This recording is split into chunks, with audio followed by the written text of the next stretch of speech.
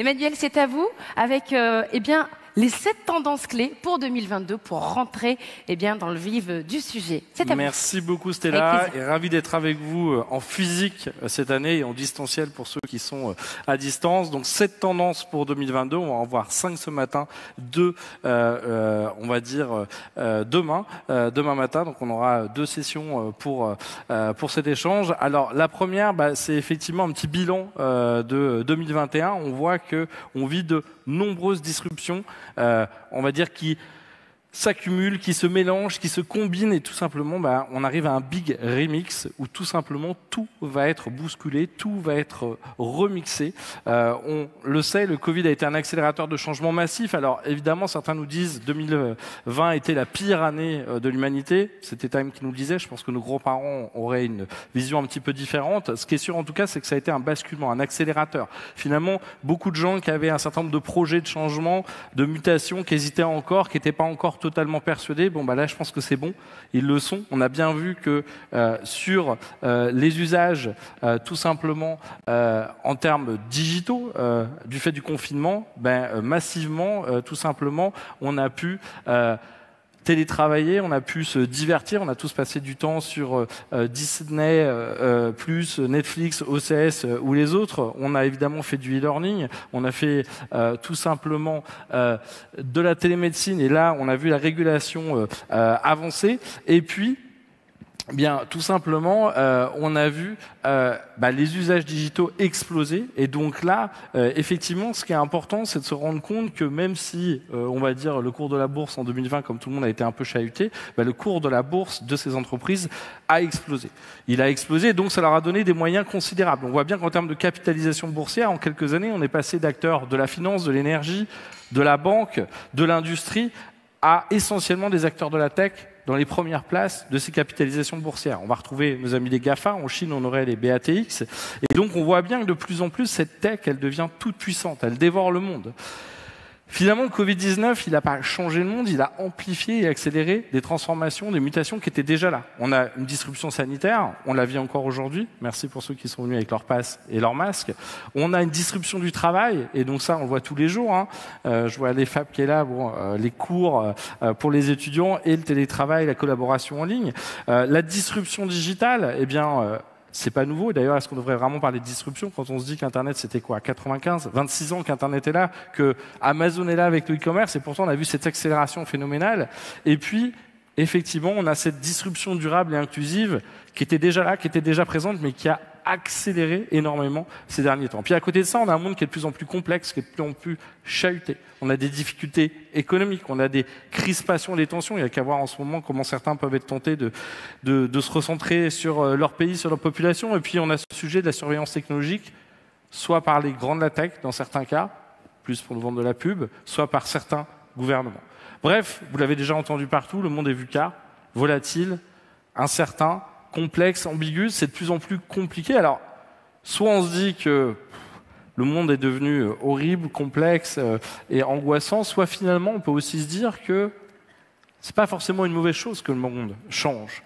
Il y a peut-être plein de choses à améliorer, il y a peut-être plein de choses à imaginer. Finalement, c'est ce que nous dit Nassim Nicolas Taleb, il faut devenir antifragile. Il ne faut pas vivre le changement comme un obstacle, comme une difficulté, comme une douleur, mais finalement, il faut se réorganiser pour voir dans chaque changement une source d'opportunité. Si vous êtes plus rapide, plus malin, plus courageux que vos voisins, finalement, vous aurez certainement plein d'opportunités dans ce changement. Finalement, on passe d'une nouvelle économie des années 2000 essentiellement liée au digital, et finalement, pas toutes les startups ont survécu, à une next economy dans laquelle on a des enjeux humains, du travail, du digital, du durable qui se combinent. Alors évidemment, on a toujours cette transformation digitale, vous connaissez cette matrice, ça fait déjà un moment et quelques années que la plupart des grandes entreprises se sont lancées. Alors les TPE et les PME sont un peu en retard. On l'a loin de l'avoir terminé, il y a de nouveaux chantiers qui s'ajoutent, entre autres avec la data et l'IA. Et puis à côté de ça, maintenant, on a la transition durable et inclusive, qui nous rajoute tout un tas de chantiers. Mais ça, on va en reparler demain matin. Et donc, c'est vrai que c'est compliqué. Et puis, on parle beaucoup des entreprises, mais n'oublions pas le consommateur, les créateurs, les réseaux sociaux, finalement tous ces utilisateurs qui désormais, grâce au cloud, grâce à l'IA, grâce au low-code, au no-code, ont tout un tas d'outils pour s'exprimer, pour créer du contenu, pour diffuser, pour remixer, pour challenger les usages existants. C'est l'heure du big remix.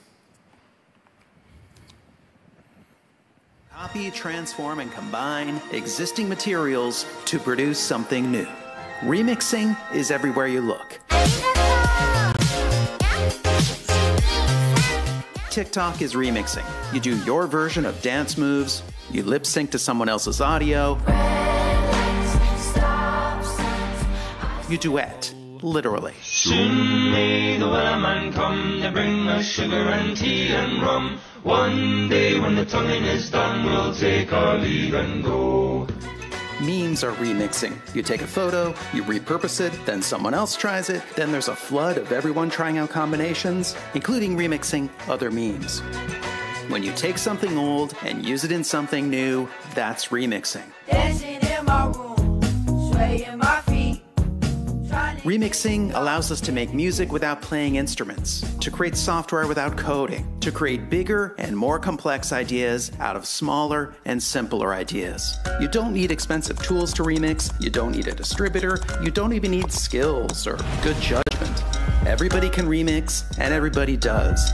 From our songs and movies and memes, to the technologies that transform our lives, to the way we make sense of reality, to the evolution of life itself, everything is definitely a remix.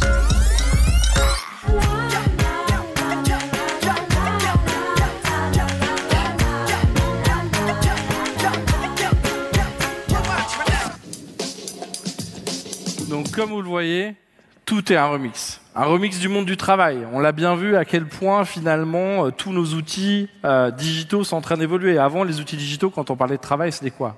La paye en ligne. Après, ça a été l'expérience employée. Et puis, désormais, c'est juste notre travail quotidien. C'est la collaboration, c'est la visio, c'est le travail à distance. D'ailleurs, ce télétravail, est-ce que c'est un vrai sujet?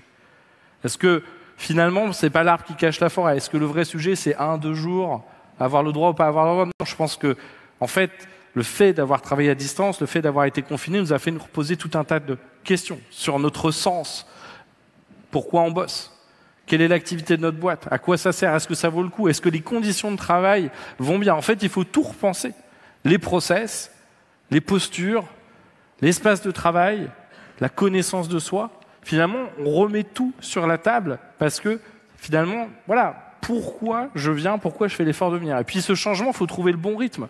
Si on va trop vite, on voit bien que ça va frotter, on va brusquer les gens. Si on ne va pas assez vite, la concurrence va nous dépasser. Et dans ce changement, le rôle du manager, il est essentiel. Ce rôle du manager, avant, il était simple, c'était le chef. Je te dis quoi faire, comment le faire, et je surveille que tu le fais. Finalement, un peu un rôle de contremaître. Désormais, c'est totalement différent. C'est ce manager coach qui est là pour nous aider à réussir, à nous épanouir et à faire ce qu'on a à faire. Il est là pour enlever des obstacles. Il est là pour nous donner une direction, nous inspirer. Finalement, il est au service du business. Il doit trouver des solutions tous les jours. Entrepreneur, il doit être socio-coach, à notre écoute, empathique, motiver les équipes. Et puis techno-agile, parce qu'on voit bien que les outils, aujourd'hui, se multiplient. Finalement, son rôle, c'est de recréer de la confiance. J'en avais déjà parlé les dernières années, la confiance, c'est essentiel. Finalement, si on n'a pas confiance dans la direction de sa boîte, si on n'a pas confiance dans les gens avec qui on travaille, si on n'a pas confiance dans son business, surtout dans ce monde, on l'a vu, qui est complexe, changeant et anxiogène. Et on voit que ce n'est pas évident. Aux États-Unis, on parle même de Great Resignation. On nous dit qu'il y a 70% des Américains qui ont envie de changer de boulot, qui ont envie de se barrer. On a 250 000 personnes dans le secteur hôtel, restauration, café en France qui n'est pas revenu au boulot. Pourquoi? Les conditions de travail, l'intérêt, la motivation, la façon de les traiter. En tout cas, ça pose tout un tas de questions. Alors évidemment, la tentation des fois, c'est on va redesigner les locaux en mode start-up. Bon, ça c'est sympa. On va mettre la cantine gratuite, le baby-foot. On voit bien que non. Ce que veulent les gens, c'est que leur rôle compte, qu'il y a une vraie raison d'être dans ce qu'ils fassent, qu'on leur donne de l'autonomie, qu'on leur donne de la liberté. Aujourd'hui, le contrat moral que vous avez avec toute une partie de vos salariés, il est mort. Depuis 2008, n'importe qui vire n'importe qui, même dans les grands groupes. Les carrières, on n'y croit plus trop. On fait tous le boulot de 8 personnes, sauf que dans le partage de la valeur ajoutée, de la productivité, tout est parti au capital et aux actionnaires, pas aux salariés. Le job n'est pas forcément plus intéressant qu'avant. À côté, on peut faire freelance, on peut faire coach, on peut faire van life, on peut être au chômage. Il y a 10 000 autres possibilités que de se tuer à la tâche dans son job. Franchement, se défoncer pour un Excel et pour un quarter, ça fait plus rêver grand monde. Et effectivement, les clients, c'est important, le business, c'est important, mais les employés, c'est de plus en plus important. Et alors, on peut parler de bonheur au travail, on peut parler d'épanouissement au travail, ou peut-être qu'il faudrait juste parler de réduire la souffrance au travail.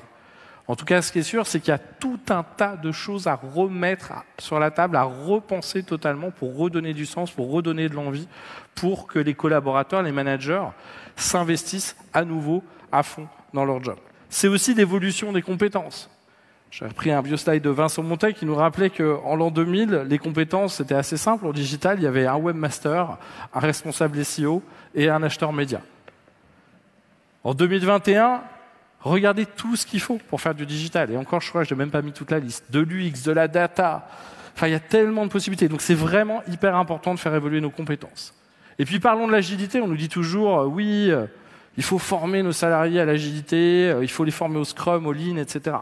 Alors, vos managers ne sont pas agiles, vos process ne sont pas agiles, votre boîte n'est pas agile, et le problème, c'est les salariés. Vous trouvez que les salariés n'ont pas été agiles pendant le Covid ? Tout le monde s'est défoncé, tout le monde a trouvé des solutions, tout le monde a réinventé son job, tout le monde a appris Teams, Google Meet, Zoom, des nouvelles façons de faire. Quand on donne de l'autonomie, quand on fait confiance, quand on donne le droit à la petite erreur rapide, quand on donne finalement la capacité à avoir un esprit d'initiative, 9/10 des gens vont trouver les bonnes solutions. Est-ce qu'on doit pénaliser 100% des gens pour 1 ou 2% des gens qui pourraient faire n'importe quoi? Ou est-ce qu'au contraire, il faut donner de la liberté, de l'autonomie à un maximum de gens qui, si vous leur donnez, vont devenir agiles et vont trouver des solutions? Évidemment, ça nécessite d'upskiller, de reskiller, d'acculturer, de reformer les gens à tout un tas de choses. En fait, c'est transformer son entreprise en organisation apprenante, parce que des trucs à apprendre, on va en avoir tous les jours. Vous avez vu à quel point le monde change, en digital, en durable, le futur du travail. Il va falloir devenir cette organisation apprenante, aussi bien sur le savoir que le savoir-faire, que le savoir-être ou le savoir collaborer. On voit bien qu'entre hard skills et soft skills, les deux deviennent de plus en plus importantes, sauf que les hard skills, de plus en plus, on peut les automatiser, les remplacer par l'IA et par la data. Et puis, il y a un boulot sur sa culture et ses pratiques. On l'a vu avec MeToo, on l'a vu avec Balance ton Agency, on l'a vu. Voilà, il y a un gros boulot à faire sur les handicapés, sur la mixité, sur la diversité. Même dans les boîtes tech, regardez sur l'âge, on pourrait parler d'agisme, il y a encore du boulot. Il faut remixer aussi la façon de piloter son entreprise. On parle beaucoup de data, c'est super. La data, il y en a partout. Il n'y en a pas qu'au marketing. Il y a de la data produit, il y a de la data financière, il y a de la data logistique, il y a de la data dans tous les sens. En fait, il y a de la data dans tous vos métiers. Marketing, vente, R&D, production, logistique, RH, finance, et dans tous vos logiciels métiers. Maintenant, il va falloir la piloter, cette donnée. Il va falloir la collecter, la nettoyer, l'exploiter, la leverager, la stocker, la protéger. On voit bien d'ailleurs tous les défis qu'il y a eu sur la cybersécurité, les attaques ou les ransomware. Il va falloir mettre en place une gouvernance data. Et ça, c'est vital. Si vous ne créez pas votre socle, si vous ne solidifiez pas votre socle data, comment demain vous allez plugger de l'IA derrière? Parce que l'IA, elle est aussi intelligente que la data qu'on lui donne. Et l'IA demain dans le commerce, que ce soit online ou offline, que ce soit dans le retail ou le e-commerce, elle va devenir essentielle pour mieux personnaliser la publicité, pour mieux cibler, pour fluidifier le passage en caisse, peut-être avec la biométrie, pour tout simplement automatiser le pilotage des équipes, améliorer le pilotage des prix, améliorer la sécurité du paiement. Il y a tout un tas de sujets sur lesquels l'IA va être essentielle. En fait, la réalité, c'est pas tellement l'e-commerce ou le retail, c'est qu'en fait, c'est votre client le point de vente. Votre client, tous les jours, il a un mobile, il peut acheter n'importe où, n'importe quand, online, offline ou sur mobile, il peut acheter sur les réseaux sociaux. En fait, ce qui compte, c'est où est votre client. C'est pas vous de dire, je fais du e-commerce, du drive ou du retail. C'est de se dire, il est où votre client, qu'est-ce qu'il fait, comment je peux être constamment à ses côtés, 24 heures sur 24 et 7 jours sur 7. C'est utiliser toute cette data dont on a parlé, utiliser la puissance de l'IA au service du commerce, centré autour de l'utilisateur. En fait, le futur du business, c'est de passer d'une transaction, one shot, ok, j'ai fait une vente, super, à une relation, où je vais suivre mon client tout au long de son parcours, du moment où il est prospect au moment où il est client fidèle, je vais le suivre toute l'année, je vais le connaître, je vais le diagnostiquer, je vais le recommander, je vais customiser mes contenus, mon marketing, mes services, mes produits, tout ce que je vais lui proposer tout au long de l'année, jusqu'au service client. Et donc, finalement, je vais lui proposer un diagnostic en temps réel. Si je prenais le secteur de la beauté, Aujourd'hui, grâce à un miroir, grâce à ma caméra d'iPhone, je vais être constamment capable de suivre sa peau en fonction de la saison, en fonction de la météo, en fonction juste de comment la personne va, et je vais derrière utiliser tout un tas de capteurs qui sont de plus en plus miniaturisés, de plus en plus puissants, de moins en moins chers, pour tout simplement être capable, comme par exemple ce collier qui va détecter l'exposition aux UV de La Roche-Posay, pour lui donner le bon conseil à chaque personne. Je vais le suivre aussi dans son activité physique. On a vu Lululemon qui a racheté un miroir connecté à 500 millions de dollars. On vendait des pantalons de yoga. Demain, on va vendre un accompagnement sur l'activité physique. Demain, c'est des cours en live, des cours en replay. C'est un coach à distance. C'est des capteurs qui suivent mes mouvements, me corrigent avec du computer vision et de l'IA. C'est demain des recommandations sur mesure et holistiques. On va me donner des conseils sur ma tenue. Je veux faire du e-commerce, je suis à distance, c'est compliqué d'acheter des vêtements. Eh bien, et on voit tout un tas de brevets en train d'être déposés pour pouvoir faire du virtual try-on et pouvoir tester des choses à distance. La même chose avec le maquillage, où on a vu, entre autres, L'Oréal racheter Modiface. Ici, c'est Perfect, un des concurrents. Et donc, je vais pouvoir tester du maquillage, que ce soit pour mes ongles, pour mes lèvres, pour mes cheveux, à distance. Et puis au début, on démarre juste avec un côté marketing, et tout doucement, on va rajouter une partie santé. On va diagnostiquer la qualité de ma peau, on va faire le CRM de ma peau pour tout simplement me donner des conseils quotidiens sur quoi faire, quoi acheter, quoi porter, quoi changer pour améliorer tout simplement mon teint, ma santé, ma beauté, me sentir être le meilleur de moi-même au lieu juste d'acheter un produit. C'est customiser tout simplement les campagnes, vous le savez, mieux cibler, mais c'est aussi affiner les contenus, faire de la pub, et puis pourquoi pas du brand content, et pourquoi pas des programmes de fidélité, et pourquoi pas des clubs et des communautés qui permettent de connecter mes clients ensemble pour faire partie de quelque chose. C'est évidemment adapter tout ça aux différents formats, aux différents canaux. On pense au mobile avec toute la complexité que ça a. C'est limité, c'est petit, c'est pas évident, et pourtant il y a quelques marques comme Nike, comme Starbucks, comme Target, comme Revolut ou N26 qui font mieux que la moyenne. Je pourrais citer Tesla aussi. C'est effectivement customiser le produit, son emballage. On va graver la bouteille de parfum, on va faire un ruban personnalisé.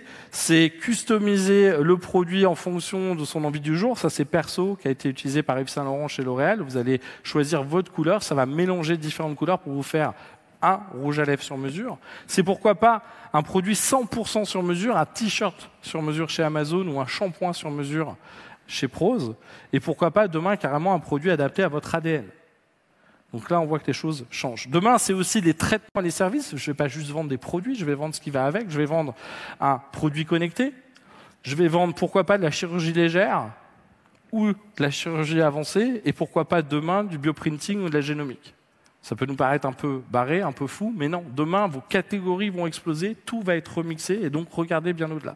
C'est évidemment personnaliser les modes d'achat. Simplifier, fluidifier cette transaction. Le sans contact, le sans caisse, le sans passage à la caisse avec, je peux payer à la pompe à essence aux États-Unis avec Alexa.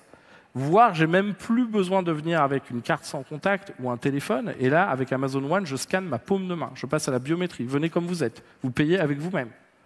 Plus besoin d'emmener quoi que ce soit comme appareil. C'est la livraison aussi qui a un énorme combat. En ce moment, vous l'avez vu. Alors Amazon a pris 16% de Deliveroo UK. C'était un petit peu les premiers acteurs. Là, on a vu même Estée Lauder faire des tests avec Uber Eats. Vous voyez, on remixe ces modes de distribution, on teste des nouvelles façons de faire. C'est Cajou qui vous propose de vous livrer en 15 minutes. C'est Gorillaz qui vous propose de vous livrer en 10 minutes. Bientôt, vous aurez fini de fermer votre ordinateur ou votre mobile. Il y aura déjà quelqu'un en train de sonner à côté de chez vous. Et donc tout ça, ça va jouer sur quoi? Ça va jouer sur les attentes clients qui vont vouloir du plus unifié, du plus rapide, du plus fluide, du plus simple, du plus personnalisé. C'est évidemment le service client qu'il ne faut pas oublier, qu'on le fasse en chat, en réseaux sociaux, via, on va dire, smart speaker, via SMS, via téléphone, via courrier, via chat humain. Peu importe, demain, je n'ai pas envie de faire du multicanal. Aller parler sur différents canaux, je veux faire de l'omnicanal. Je veux que je puisse commencer sur du chat, continuer sur mon enceinte connectée, envoyer un email et qu'à chaque fois, on comprenne qui je suis avec tout mon historique et tout le savoir. Si j'arrive à faire ça, et aujourd'hui tous ces ingrédients sont disponibles, je ne connais pas grand monde qui arrive à les combiner, et je ne dis pas que c'est simple, eh bien demain je pourrais même vendre de l'abonnement. Et l'abonnement, ça fait quoi? Ça réduit mon coût d'acquisition, ça améliore ma fidélité, ça réduit mon churn, et c'est une bien meilleure valorisation en bourse. Alors dans le remix, c'est aussi le rapport des big tech et des big governments. On voit le big gov sortir un tout petit peu les menaces autour de la pollution, de la data et de la privacy, de l'étiquette d'IA, de la transparence des ingrédients, sur le bio, sur la cybersécurité, sur l'optimisation fiscale, sur le droit du travail. Alors en Europe, c'est un peu laborieux, on menace beaucoup, on fait quelques sanctions qui finalement correspondent un peu à des pièces jaunes pour nos amis américains. En Chine, ça bouge beaucoup plus fort. Jack Ma avait un peu provoqué les banques traditionnelles, les banques d'État. Il s'est fait mettre au secret pendant quelques temps et l'entrée en bourse de Down Financial ne s'est pas faite. Et puis la Chine commence à parler de lancer son propre RGPD. Et puis la Chine vient d'annoncer que tout le secteur de l'éducation passait en non-profit. Sympa pour les boîtes qui avaient levé des fonds ou qui étaient en bourse. En fait, il y a 3 montagnes en Chine. Le coût du logement, le coût de l'éducation, le coût de la santé. Et là, le gouvernement, il a dit, OK, c'est super, on a plein de boîtes qui ont explosé, on a les BATX, sauf qu'on a un disorderly expansion of capital. Cette croissance n'est plus partagée, il y a trop de fractures entre les plus riches qui se sont ultra enrichis et les plus pauvres.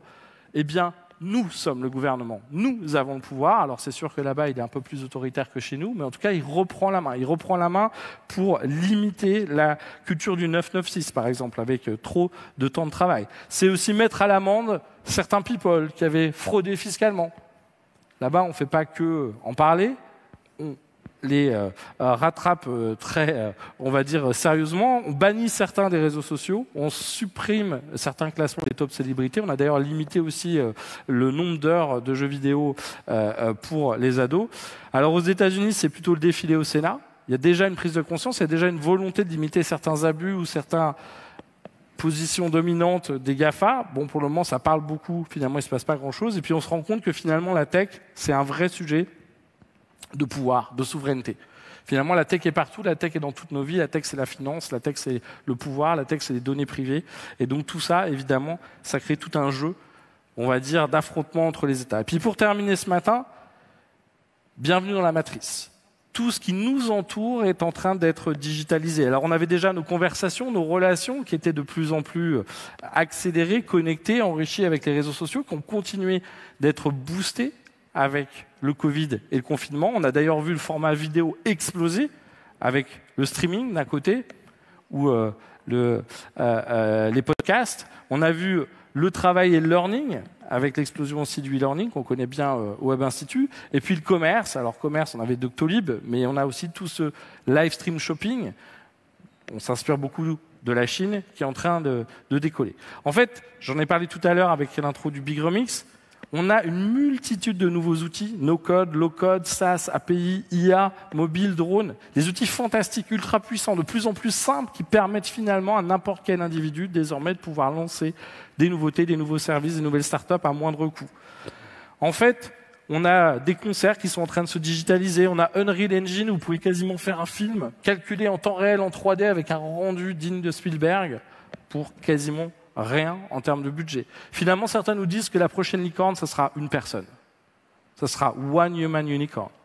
Vous serez tellement puissant, vous aurez une capacité telle de création de valeur que demain, peut-être une seule personne sera capable de générer une valeur d'1 milliard. Alors, c'est aussi des deepfakes. On nous a mis en garde. On a vu effectivement ces vidéos photoréalistes. Alors, on se doute bien que c'est pas la reine-mère pour ses vœux qui nous a fait du TikTok. Mais finalement, tous ces usages-là, ils sont déjà en train d'être repris par les marques. C'est Carrefour qui nous fait son catalogue en réalité augmentée. C'est L'Oréal qui nous fait de la réalité augmentée pour le maquillage. C'est Snapchat qui permet de scanner les étiquettes de vin avec Vivino ou de scanner avec Yuka les produits. C'est Modelme qui vous propose de générer des mannequins à la volée qui n'existent pas pour tout simplement remplir vos catalogues e-commerce ou vos catalogues papier. C'est des influenceurs qui deviennent virtuels, comme Lil Micaela, avec plusieurs millions d'utilisateurs, qui sont d'ailleurs des fois en photo avec des gens bien réels. C'est Synthesia.io qui vous permet de créer des avatars multilingues pour des coms internes, pour du e-learning. C'est Myriad qui vous permet de placer des produits a posteriori dans les films. On change la voiture, on met un produit sur la table dans la série. C'est Infinite qui permet de créer des photos réalistes de produits pour vos catalogues e-commerce entièrement en 3D. Et donc vous pourriez constamment éditer les choses. C'est les jeux vidéo qui deviennent les nouvelles plateformes sociales. Second Life, Minecraft, Roblox, Animal Crossing ou Fortnite. Et là, c'est des centaines de millions de joueurs. Sachez que les jeux vidéo, c'est plus que le cinéma et la musique réunis en termes d'économie. On y passe d'ailleurs beaucoup de temps, on s'y divertit, on y suit des concerts comme celui de Travis Scott, 12,3 millions de joueurs qui ont suivi ces 5 concerts. C'est finalement des métaverses, et vous allez beaucoup entendre ce mot-là, qui pourrait demain être l'endroit où on travaille. Et c'est Zuckerberg et Facebook qui travaillent beaucoup. Toujours ce petit problème encore du masque, mais c'est quand même du Zoom un petit peu enrichi. C'est la blockchain et la NFT. C'est les marques qui débarquent de plus en plus sur ces sujets-là. On peut acheter des robes virtuelles. Sorare, cette start-up dont vous avez dû entendre parler, 18 personnes, 100 millions d'euros de chiffre d'affaires, rentable depuis le premier jour. Ils ont levé 680 millions au bout de 2 ans sur une valorisation de 4,3 milliards pour faire les vignettes Panini ou l'équivalent pour les clubs de foot en NFT. C'est finalement ces marques qui reviennent un peu comme dans Second Life il y a quelques années. Rappelez-vous toutes ces marques de mode et de luxe qui ont débarqué sur les sujets des NFT, sur les sujets des métavers, sur les sujets de la réalité augmentée. Bref, bienvenue dans la Matrix. Si on regarde bien, on est en train de créer un jumeau numérique du monde, que ce soit dans l'industrie, côté usine, côté ville, avec le BIM, côté cartographie, côté santé. On crée des doubles numériques de tout ce qui nous entoure. On est en train de recréer une Matrix, en fait. Et demain, ça va nous permettre peut-être de mieux vivre, de simplifier nos vies. C'est la Chine qui le fait carrément à l'échelle d'un pays. Maintenant, reste à choisir entre le confort du virtuel, sa simplicité, sa puissance et l'humanité du réel qui, et je suis bien content que vous soyez là aujourd'hui avec nous, nous manque aussi beaucoup. Des fois, un bon croissant ou un verre, ça vaut tous les métaverses du monde. Rendez-vous demain pour la suite de ces tendances. Merci à vous. Merci beaucoup, Emmanuel.